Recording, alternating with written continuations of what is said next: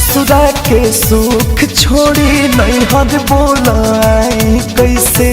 दिनवा तो कटे सखी रतिया बिताई कैसे ससुरा के सुख छोड़ी नैहर बोलाई कैसे दिनवा तो कटे सखी रतिया बिताई कैसे मन जोग भेटैले राजा खूबे लूटीले माजा का कोई आदत अपन आगे ना हो सैया के संगे बेबा छावाले लंघी अंघी लागे ना हो सैया के संगे बेबा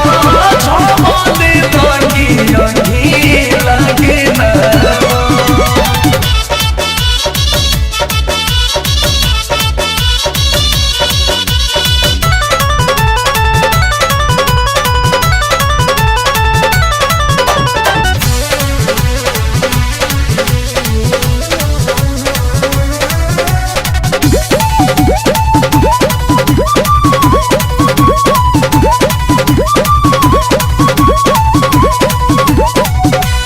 दिनों में बोलमुआ जोरे हो लागिला देहर गारे एको मिनट सखी सैया के हो छोड़े के मन न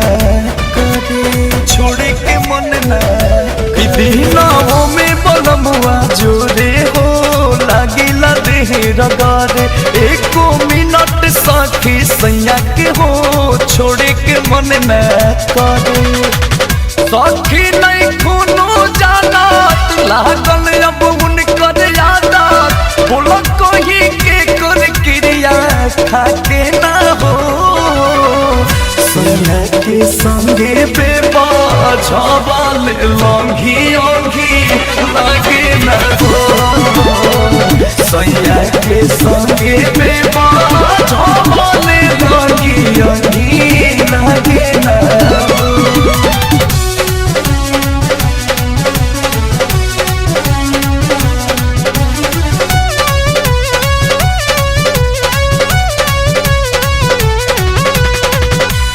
खुल के से जिया पाके बतिया हो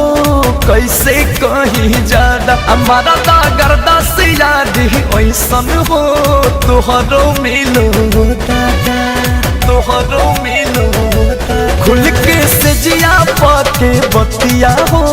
कैसे कहीं ज्यादा हमारा दागरदा से याद ही ऐसन हो तोहरो मिलो दादा अंकुश के छोड़ा नहीं प्यारे हमारा रोज चाहिए हुई बेचैनी नहीं हाथ आके ना हो सैया के संगे बेबा छावाले लंघी अंघी